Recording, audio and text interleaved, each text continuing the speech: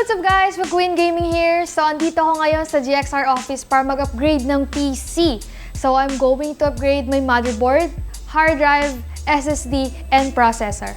So, ang processor natin is AMD RYZEN 9 3950X of the line processor from its 3000 series. And it is 16-core desktop processor that gives extreme performance for gamers, streamers, and creators.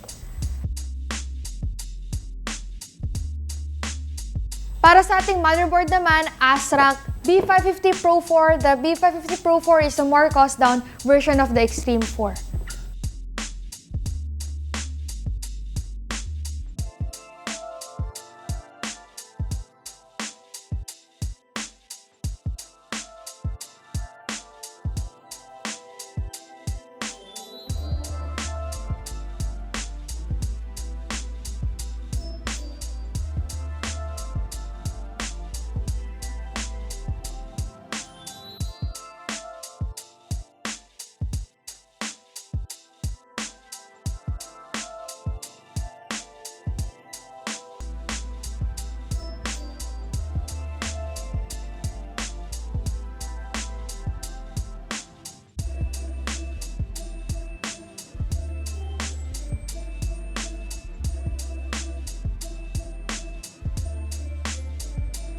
And for our HDD and SSD, ayan, galing to kay Western Digital. Western Digital Black 4TB HDD. So marami tayong malalagay dito. Maraming games, kung ano-ano, and yeah.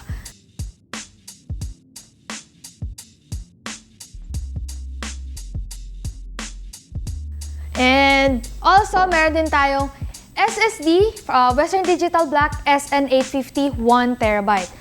So, itong SN850 is the new Gen 4 NVMe release by Western Digital. It was created for the maximum performance experience, especially in gaming and productivity.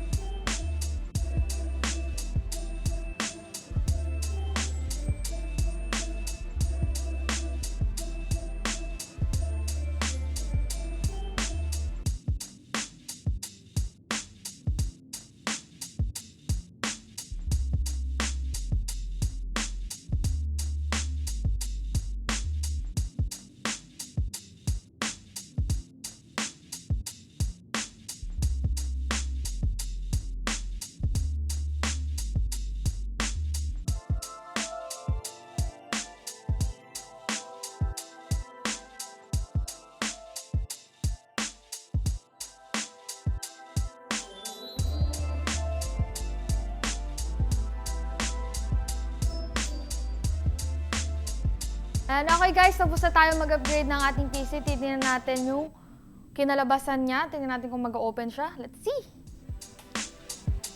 Tanan! Yes, umilaw na siya. Let's go! So, okay na siya again. Thank you again kay AMD, of course, and kay ASRock, and also kay Western Digital, and also sa mga tumulong sa atin na magkabit ng mga parts sa ang ating PC. Again, don't forget to follow GXR social media dito.